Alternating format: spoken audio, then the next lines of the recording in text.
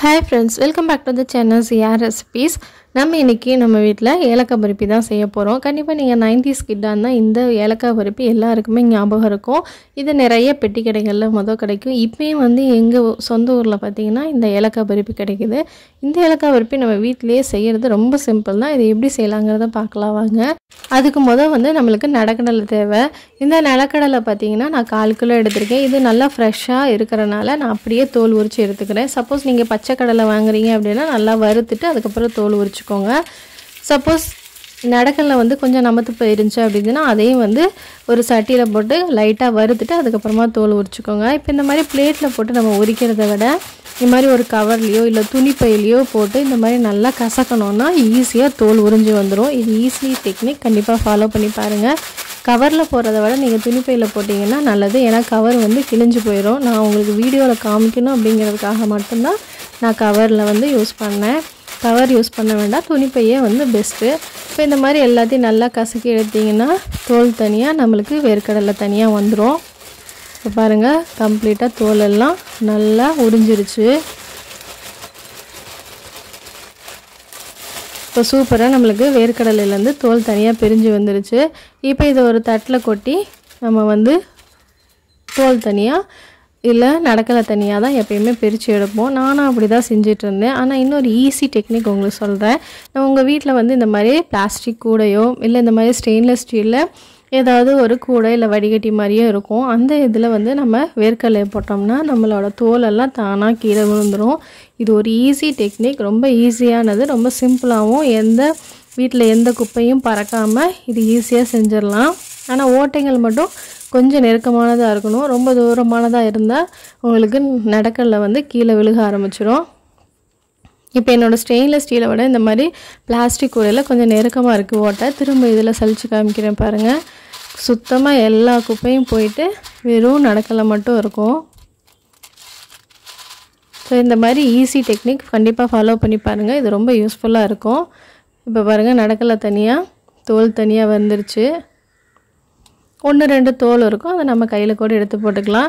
இப்போ இந்த மாதிரி ஒரு கீழ பேப்பர் போட்டுக்கிட்டீங்கன்னா நம்ம குப்பை கூடையில ஈஸியா கொட்றதுக்கு ஈஸியா இருக்கும். இப்போ நடக்கல எல்லாத்தையும் தோல் தனியா எடுத்தாச்சு. இப்போ இத ஒரு கப்லயோ இல்ல ஒரு டம்ளர்லயோ எதுலயாவது ஒண்ணுல அளந்து வச்சுக்கோங்க. நான் அளந்ததுல 2 கப் அளவு நடக்கல வந்தது. இப்போ இந்த நடக்கல அப்படியே இருக்கட்டும்.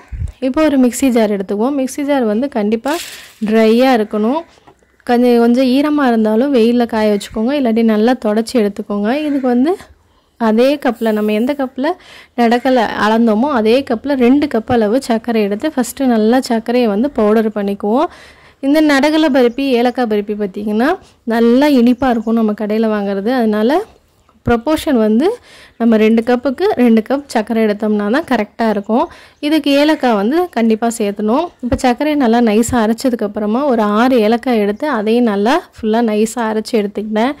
பாருங்க பவுடர் நல்லா மாவு மாதிரி இருக்கணும். கொரகொரன்னு இருக்க கூடாது. சக்கரை நல்லா அரைஞ்சாதான் நம்ம வாயில போட்ட உடனே அப்படியே கரைஞ்சு போகும். சூப்பரா இருக்கும். இப்போ இந்த சக்கரை நல்லா அரைஞ்சதுக்கு அப்புறமா நம்ம இப்போ நடக்கலை சேர்த்துக்குவோம். நடக்கலை கண்டிப்பா பொறுன்னு இருக்கணும். நமத்து போய் மாதிரி இருந்ததுன்னா சரியா அரைப்படாது.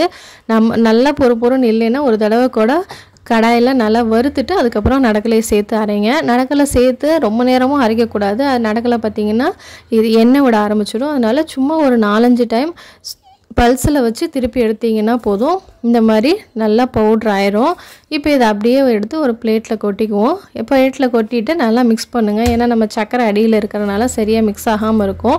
அதனால இந்த மாதிரி நல்லா அகலமான பிளேட்ல போட்டுட்டு ஃபுல்லா நல்லா mix பண்ணிக்குவோம். இப்போ இத அப்படியே உருண்டை புடிச்சோம்னா நல்லா உருண்டை வரும். இது சூப்பரா தான் இருக்கும். ஆனா கொஞ்சம் நான் எக்ஸ்ட்ரா டேஸ்ட்காக இதுல நெய் சேர்த்த போறேன். நெய் கண்டிப்பா உங்களுக்கு ஆப்ஷனல் தான். உங்களுக்கு வேணும்னா சேர்த்தலாம், வேணாட்டி விட்டுறலாம். நான் இதுக்கு ஒரே ஒரு டீஸ்பூன் நெய் சேர்த்துறேன். நெய் சேர்த்துட்டு இது எல்லாத்தையும் நல்லா ஒண்ணா mix பண்றேன். நீங்க இப்போ இந்த வெள்ளை சக்கரைக்கு பதிலா நாட்டு சக்கரை கூட சேர்த்து செய்யலாம். ஆனா நான் அந்த கடையில கிடைக்கிற டேஸ்ட் வரணும் அப்படிங்கிறதுக்காக மட்டும் தான் வெள்ளை சக்கரை சேர்த்திருக்கேன். ஆனா நாட்டு சக்கரை இதே மாதிரி ஈக்குவல் போர்ஷன் எடுத்து மிக்ஸில அரைச்சு செஞ்சீங்கன்னா அதுவும் டேஸ்ட் சூப்பரா தான் இருக்கும். அது ஹெல்தியானதும் கூட. அதனால நீங்க வேணும்னா நாட்டு சக்கரை சேர்த்துக்கங்க. இப்போ நெய் எல்லாம் நல்லா ஒண்ணா mix ஆனதுக்கு அப்புறமா இந்த மாதிரி உருண்டைகள் புடிச்சு வச்சிரலாம். நம்ம ஆக்சுவலாக பெட்டி கடையில் பார்த்திங்கன்னா நம்ம பிஸ்கெட் மாதிரி ரவுண்ட் ஷேப்பில் இருக்கும். ஆனால் அந்த ஷேப்பில் என்னால் கொண்டு வர முடியல. அதனால் நான் வந்து இப்படியே உருண்டைங்களாகவே பிடிச்சி எடுத்துக்கிட்டேன். உருண்டைங்கள் வந்து நல்லா டைட்டாக பிடிங்க, இல்லாட்டி வந்து உடைய ஆரம்பிச்சிரும். அதனால் நல்லா இந்த மாதிரி அழுத்தி அழுத்தி டைட்டாக பிடிச்சிங்கன்னா நம்மளுக்கு சூப்பரான உருண்டைகள் கரைக்க ஆரம்பிச்சிரும். அவ்வளோதான். இதே மாதிரி நம்ம எல்லாத்தையும் உருண்டைகள் பிடிச்சி வச்சுக்குவோம். இது வாயில் போட்டோன்னே பார்த்திங்கன்னா அப்படியே கரைஞ்சி போகும். சூப்பர் டேஸ்ட்டில் இருக்கும். கண்டிப்பாக நீங்கள் 90s கிட்டாக இல்லைனாலும் இந்த ஸ்வீட்டை செஞ்சு ட்ரை பண்ணி பாருங்கள். செய்கிறதும் உங்களுக்கு மேக்ஸிமம் பார்த்திங்கன்னா 5 to 10 minutes தான் ஆகும். டக்குன்னு செஞ்சு முடிச்சிடலாம். குழந்தைங்களுக்கு வந்து ஈவினிங் ஸ்நாக்ஸாக கொடுக்கலாம், இல்லை ஸ்கூலுக்கு கூட ஸ்நாக்ஸாக கொடுத்து விடலாம். இது பெஸ்ட்டு ஸ்நாக்ஸ் ரெசிபி. இந்த ரெசிபி பார்த்திங்கன்னா உங்களுக்கு நெய் எடுத்துருக்கிறனால 1 வாரம் வரையும் நீங்கள் ஏர்டைட் கண்டெய்னரில் போட்டு யூஸ் பண்ணிக்கலாம். சப்போஸ் நீங்கள் நெய் சேர்த்தலை அப்படின்னா 1 மாதம் வரையும் நீங்கள் ஏர்டைட் கண்டெய்னரில் போட்டு வச்சிங்கனாலும் கெட்டு போகாது, எந்த வாசமும் வராது. இது மேலே வந்து ஒன்றோடு ஒன்று ஒட்டாமல் இருக்கிறதுக்காக லைட்டாக மைதா மாவு டஸ்ட் பண்ணி வச்சிங்கன்னா கண்டிப்பாக மேலே ஒன்றோடு ஒன்று ஒட்டாது. கடையிலலாம் அப்படி தான் மைதா மாவு டஸ்ட் பண்ணி வச்சுருப்பாங்க. நான் வந்து உடனே சாப்பிட்றோம் அப்படிங்கிறனால நான் மைதா மாவுலாம் எதுவுமே டஸ்ட் பண்ணலை, அப்படியே தான் வச்சுருக்கேன். இப்போ இந்த நடக்கடலை பருப்பி கடைகளில் பாருங்கள் இந்த மாதிரி தான் கிடைக்கும் ரவுண்ட் ஷேப்பில். இது வெள்ளையாக தான் இருக்கும். நம்ம வந்து நடக்கடலையோட கலரை பொறுத்து நம்மளோட ஏலக்காய் பருப்பி இருக்கும். நான் வாங்கின கடலை வந்து கொஞ்சம் ப்ரௌன் கலராக நல்லா வறுத்துருந்தனால எனக்கு இந்த மாதிரி கலரில் கிடச்சிச்சு. கலர் தான் சேஞ்ச் ஆகிருந்துச்சு, ஆனால் டேஸ்ட்டு பார்த்திங்கன்னா ரெண்டுமே ஈக்குவலாக இருந்தது. கண்டிப்பாக அதை ட்ரை பண்ணி பாருங்கள்.